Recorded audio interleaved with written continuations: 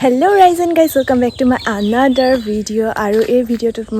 মই মানে ঘৰলৈ আহিলো আপোনালোকে আগৰ ভিডিওটো যদি দেখিছে গম পাইছে আৰু আজি হৈ গ'ল সানডে তো অলপ সানডে মানে ফান ডে ন তো কিবা কি খাব লাগে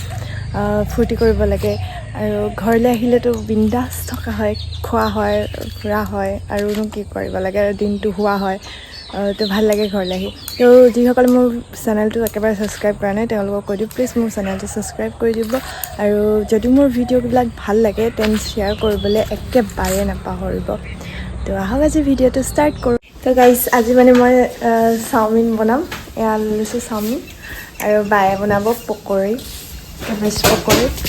এয়া বন্ধাকবি ৰকিলে আৰু এয়া পকৰি আমাৰ ঘৰলৈ মানে আলহী আহিছে লাজ কৰিছে মোক জগল দাবলৈ আলহীয়ে খাই হেনো চাওমিন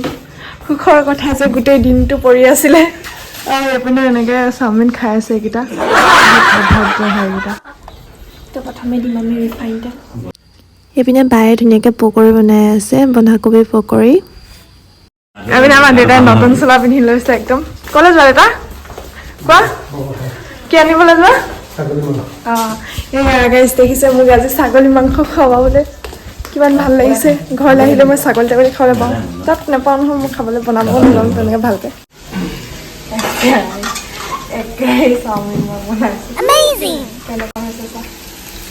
এয়া ৰেডি হৈ গ'ল আমাৰ চাওমিন পকৰা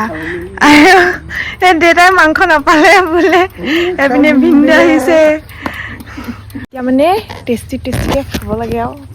জল্দি যাওঁ খাওঁগৈ ভিতৰত তাৰপাছত ইমান কষ্টকৈ বনোৱা বস্তুখিনি আমি সকলোৱে একেলগতে খালোঁ আৰু যিহেতু দেউতাই মাটন নেপালে সেইটো কাৰণে ৰাতি লোকেল চিকেনেৰে ভাত খোৱা হ'ল এতিয়া আমি ভাত শাক খালোঁ আৰু এতিয়া শুমগৈ আৰু good night guys good night আজিলৈ ইমানে ভিডিঅ'টো ভাল পালে ছাবস্ক্ৰাইব কৰি দিব বহুত ভাগৰ লাগি গৈছে লাইকটোতো নকৰে ইহঁতে